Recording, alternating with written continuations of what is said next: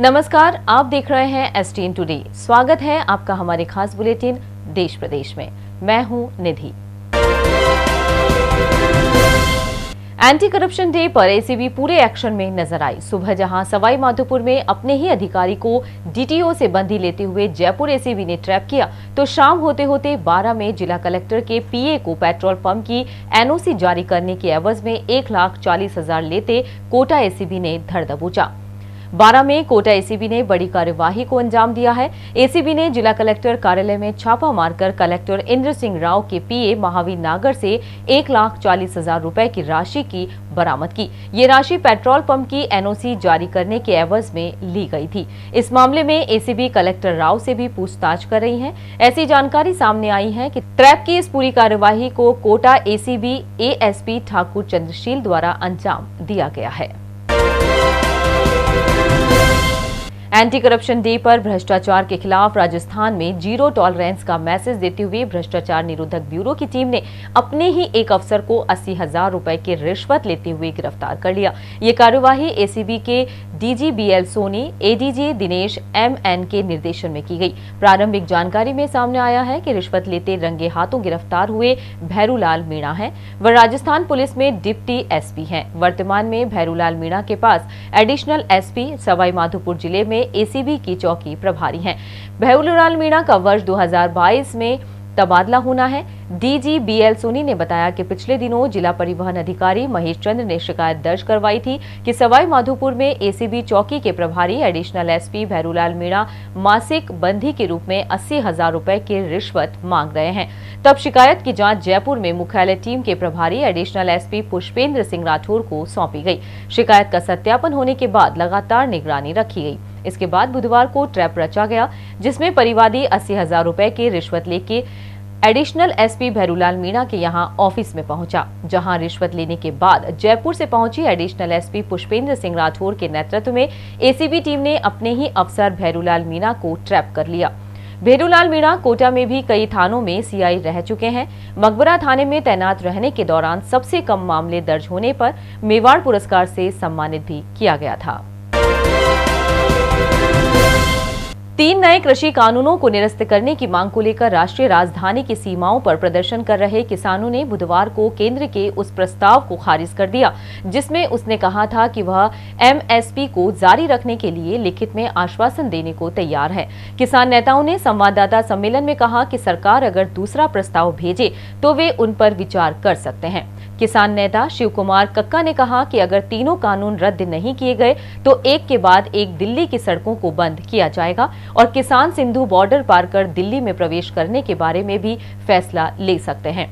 उन्होंने कहा कि तीनों कृषि कानूनों को लेकर केंद्र सरकार से अगले दौर की वार्ता पर अभी कोई फैसला नहीं किया गया है। कक्का ने कहा कि इन कानूनों के विरोध में किसान 14 दिसंबर को राज्यों में जिला मुख्यालयों का घेराव करेंगे और 12 दिसंबर को दिल्ली जयपुर राजमार्ग बंद किया जाएगा। किसान नेता दर्शनपाल ने संवाददाता सम्मेलन में कहा कि 12 दिसंबर को आगरा दिल्ली एक्सप्रेस वे को बंद किया जाएगा और उस दिन देश के किसी भी टोल प्लाजा पर कोई कर नहीं दिया जाएगा। वहीं किसान नेता प्रहलाद सिंह भारूखेड़ा ने कहा कि सरकार के प्रस्ताव में कुछ भी नया नहीं है और हम कृषि विपणन कानूनों के खिलाफ अपना प्रदर्शन जारी रखेंगे। गौरतलब है कि केंद्र के 3 कृषि कानूनों के खिलाफ हजारों किसान पिछले 14 दिनों से दिल्ली की विभिन्न सीमाओं पर प्रदर्शन कर रहे हैं। किसान संगठनों की अपनी मांगों को लेकर सरकार के साथ 5 दौर की वार्ता हो चुकी है, लेकिन बात नहीं बन पाई है। गृह मंत्री अमित शाह ने भी मंगलवार को किसान संगठनों के 13 नेताओं से बातचीत की थी, लेकिन उसमें भी कोई हल नहीं निकल पाया था। उसके बाद बुधवार को सरकार और किसानों के प्रतिनिधियों के बीच होने वाली 6ठे दौर की वार्ता रद्द कर दी गई थी। भाजपा ने बुधवार को राजस्थान में जिला परिषद और पंचायत समिति के चुनावों में पार्टी को मिली सफलता को केंद्र सरकार के कृषि सुधार कानूनों पर किसानों की मुहर बताया और कहा कि हाल के दिनों में हुए विभिन्न चुनावों के नतीजे दर्शाते हैं कि मतदाता सभी जगह भाजपा के पक्ष में हैं, चाहे वह दक्षिण हो या पूर्वोत्तर हो। राजधानी स्थित पार्टी मुख्यालय में केंद्रीय मंत्री प्रकाश जावड़ेकर ने कहा कि कोरोना महामारी, वैश्विक आर्थिक संकट और कृषि सुधारों पर विपक्ष के दुष्प्रचार के बाद भी मतदाता सभी जगह भाजपा को पसंद कर रहे हैं। उन्होंने कहा कि राजस्थान में जिला परिषद और पंचायत समिति के चुनाव में भाजपा को जीत मिली है। जिला परिषद के इन चुनावों में 2.5 करोड़ मतदाताओं में से अधिकतर किसान हैं। इसका मतलब है कि किसान राजस्थान में कृषि सुधारों के पक्ष में हैं। जावड़ेकर ने कहा कि राजस्थान के चुनाव में इस बार हार जीत का अंतर बहुत ज्यादा रहा और कांग्रेस के प्रदेश अध्यक्ष अपने गृह क्षेत्र की 2 पंचायत समिति हार गए। कांग्रेस नेता सचिन पायलट के गृह जिले टोंक में जिला परिषद भाजपा ने जीती है। बिहार विधानसभा चुनाव, विभिन्न राज्यों में हुए उपचुनावों, हैदराबाद नगर निगम चुनावों और अरुणाचल प्रदेश में जिला पंचायतों और ग्राम पंचायतों के चुनावों में भाजपा की जीत का जिक्र करते हुए जावड़ेकर ने कहा कि आने वाले समय के लिए ये शुभ संकेत है कि मतदाता सभी जगह भाजपा के पक्ष में हैं, चाहे वह दक्षिण हो या पूर्वोत्तर हो। उन्होंने कहा कि जिस दिशा में आप जाएंगे, भाजपा ही भाजपा है। कोरोना महामारी, वैश्विक आर्थिक संकट और कृषि सुधारों पर विपक्ष के दुष्प्रचार के बाद भी मतदाता सभी जगह भाजपा को पसंद कर रहे हैं, क्योंकि उन्हें विपक्षियों की नकारात्मक राजनीति पसंद नहीं है। लोग देश की तरक्की देखना चाहते हैं और तरक्की प्रधानमंत्री नरेंद्र मोदी के नेतृत्व में होगी, ये उनको विश्वास है। कृषि सुधार कानूनों के खिलाफ किसानों के प्रदर्शन के बारे में पूछे गए एक सवाल के जवाब में जावड़ेकर ने कहा कि सरकार खुले मन से किसानों के साथ चर्चा कर रही है। उन्होंने कहा कि लोकतंत्र में चर्चा के द्वारा ही समाधान होता है, ये हमारा विश्वास है और वैसा ही होगा, हमें पूरी उम्मीद है। जावड़ेकर ने कहा कि नए कृषि सुधार कानूनों को लेकर किसानों के बीच जो भी गलतफहमी है, उन्हें सरकार दूर करेगी। वहीं भाजपा अध्यक्ष जेपी नड्डा ने ट्वीट कर कहा कि राजस्थान में पंचायती राज और जिला परिषद चुनावों में प्रदेश के ग्रामीण क्षेत्र की जनता, किसानों और महिलाओं ने भाजपा में जो विश्वास प्रकट किया है, इसके लिए मैं उनका आभार व्यक्त करता हूं। ये जीत गांव, गरीब, किसान और मजदूर के प्रधानमंत्री नरेंद्र मोदी जी में विश्वास का प्रतीक है। जम्मू कश्मीर के पुलवामा जिले में सुरक्षा बलों और आतंकवादियों के बीच बुधवार तड़के हुई मुठभेड़ में 2 अज्ञात आतंकवादी मारे गए। पुलिस ने बताया कि मुठभेड़ में एक असैन्य नागरिक घायल हो गया है। बताया जा रहा है कि सुरक्षा बल एक सर्च ऑपरेशन पर निकले थे और खूनी मुठभेड़ के कारण ये हादसा हो गया। एक पुलिस अधिकारी ने मामले की जानकारी देते हुए बताया है कि आतंकवादियों की मौजूदगी की खुफिया जानकारी मिलने के बाद सुरक्षा बलों ने आज तड़के पुलवामा जिले के टिकन इलाके में घेराबंदी कर तलाश अभियान शुरू किया था।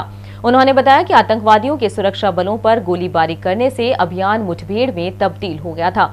अधिकारी ने बताया कि मुठभेड़ में 2 आतंकवादी मारे गए हैं और एक असैन्य नागरिक घायल हुआ है, जिसका इलाज जारी है। उन्होंने बताया कि आतंकवादियों और उनके संगठन की पहचान की जा रही है।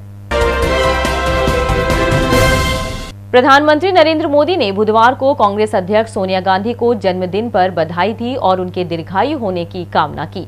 मोदी ने ट्वीट कर कहा कि सोनिया गांधी को जन्मदिन की शुभकामनाएं, ईश्वर उन्हें लंबा और स्वस्थ जीवन दे। सोनिया गांधी 74 वर्ष की हो गई हैं। वह सबसे लंबे समय तक कांग्रेस की अध्यक्ष रही हैं।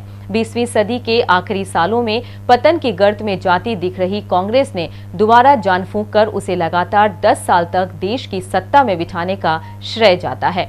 पिछले लोकसभा चुनाव में हार की जिम्मेदारी लेने के बाद राहुल गांधी ने कांग्रेस अध्यक्ष के पद से इस्तीफा दे दिया था। उसके बाद से सोनिया गांधी कांग्रेस के अंतरिम अध्यक्ष के रूप में काम कर रही हैं। आज ही के दिन 1986 में उनका जन्म हुआ था।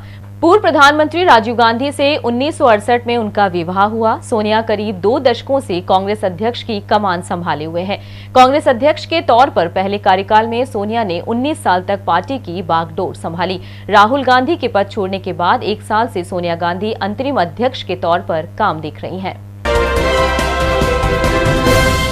हम चाहे किसी भी युग में चले जाएं, कुछ लोगों की छोटी मानसिकता के कारण पूरे समाज को लज्जित होना पड़ता है। ये लोग अपने आप को समाज से ऊंचा मानते हैं और अपने से नीची जाति वाले लोगों से इस तरह से घृणा करते हैं जैसे वो इंसान ही ना हो। कुछ ऐसा ही मामला सामने आया है मध्य प्रदेश में, जहां पर महज खाना छू लेने पर ही कुछ लोगों ने दलित युवक को पीट कर मौत के घाट उतार दिया। जानकारी के अनुसार मध्य प्रदेश के छतरपुर जिला मुख्यालय से लगभग 100 किलोमीटर दूर गोरीहार थाना क्षेत्र के एक गांव में 2 लोगों ने कथित तौर पर खाना छूने पर 25 वर्षीय दलित युवक की कथित रूप से पिटाई की, जिसके बाद उसकी मौत हो गई। पुलिस अधीक्षक सचिन शर्मा ने बुधवार को बताया कि घटना गोरीहार थाना क्षेत्र के किशनपुर गाँव में सोमवार रात को हुई। पुलिस अधीक्षक ने बताया कि मृतक देवराज अनुरागी के परिवार के सदस्यों के हवाले से बताया है कि गांव के ही आरोपी भूरा सोनी और संतोष पाल ने देवराज को पास के एक खेत में पार्टी के लिए आमंत्रित किया था।